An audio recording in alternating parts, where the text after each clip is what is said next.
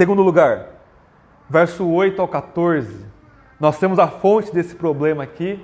Se levanta um novo faraó, se levanta um novo rei, verso 8. Então um novo rei, e o problema é que ele não conhecia José, e se ele não conhecia José, ele também não conhecia o Deus de José, não conhecia a história de José. E ele se levanta sobre o Egito, esse novo rei, provavelmente é um faraó chamado Amoses, mas a gente não tem certeza. Mas esse novo faraó, ele começa a apertar ali os israelitas.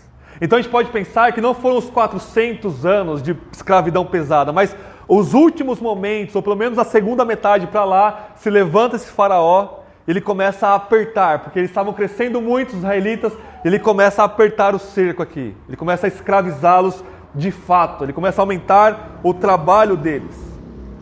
E aí, irmãos, uma leitura muito comum nos nossos dias, América do Sul, é uma leitura marxista das Escrituras, chamada Teologia da Libertação, ou Teologia da Missão Integral, e ela não consegue enxergar o texto por si mesma.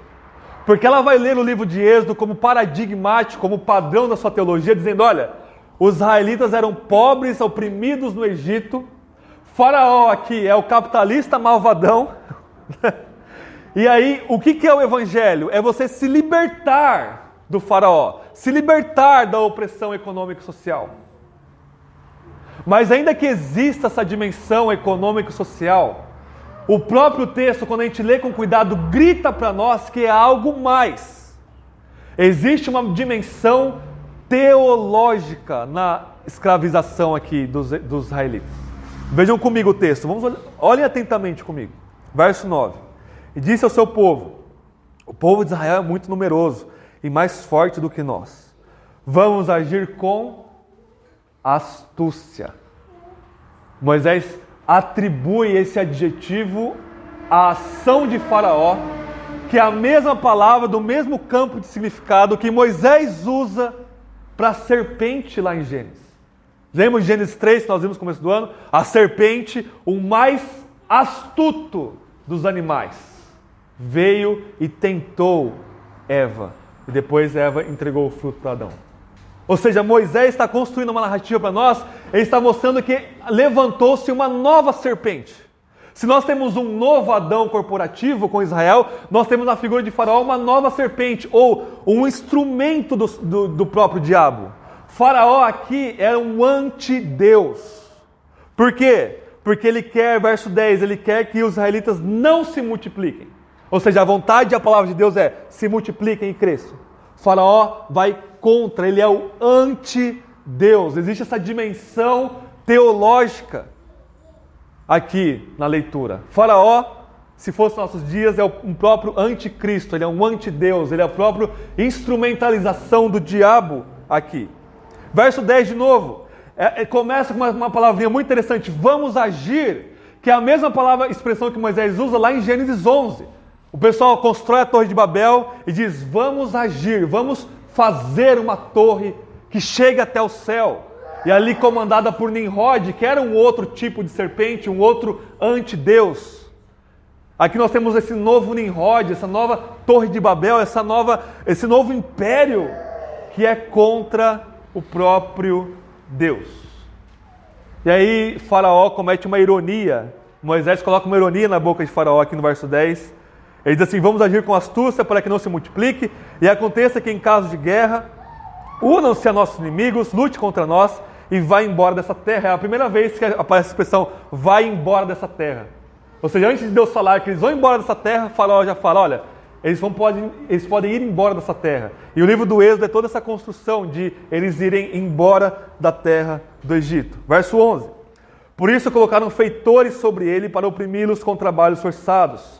Assim os israelitas construíram para Faraó as cidades armazéns de Pitom e Ramsés. E aí o verso 12, quanto mais eles eram oprimidos, mais eles cresciam e mais os egípcios ficaram com medo.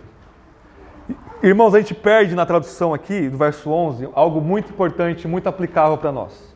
A expressão cidades armazéns eram como se fossem armazéns gigantescos em algumas cidades. Eles não construíram cidades inteiras. Eles estavam dentro de cidades ali de Pitom, de Ramsés, e dentro dessa cidade eles construíram estruturas gigantescas para armazenar comida, para eles cobrarem impostos, para extorquir mais o povo. Eles construíram esses grandes armazéns. E Moisés faz um jogo de palavra aqui no hebraico, porque a palavra armazém, essas cidades armazéns, ela tem a mesma raiz da palavra tabernáculo. E Êxodo termina o capítulo 25 a 40 com a construção deste novo armazém, desse tabernáculo. Ou seja, a trajetória e o movimento do livro de Êxodo eles começam construindo os armazéns para Faraó e terminam construindo o tabernáculo para Deus. Isso é muito significativo.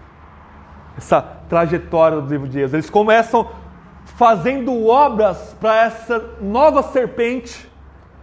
Deus vem, intervém, resgata-os do Egito, dá a lei para eles lá no Sinai, que a gente vai ver daqui a pouco, daqui a alguns meses. E Deus termina todo o livro do Êxodo, capítulo 25 a 40, dando instruções para eles construírem o tabernáculo, o local onde Deus vai habitar com eles. Então o livro do Êxodo, a primeira metade é eles saindo do Egito, mas a segunda metade é Deus vindo e habitando entre eles. E a aplicação para nós é clara. Todos nós começamos as nossas vidas escravos do diabo, escravos do faraó espiritual que é a serpente.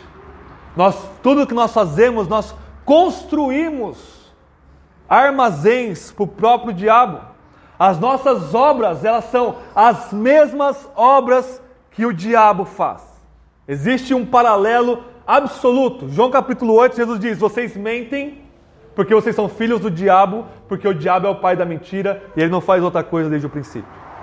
Ou seja, tudo que uma pessoa faz fora de Cristo é pecado. Por mais bonzinho que pareça, por mais tecnológico que parecesse esses armazéns aqui nas cidades, está construindo para o diabo.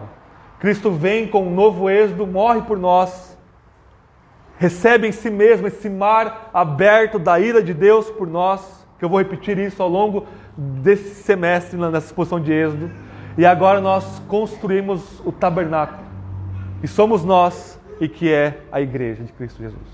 Agora nós damos a nossa vida para a construção desse templo, desse tabernáculo, que é o lugar de habitação de Deus, que é a sua vida, que é a sua família, e que é cada igreja local que prega-se este verdadeiro evangelho.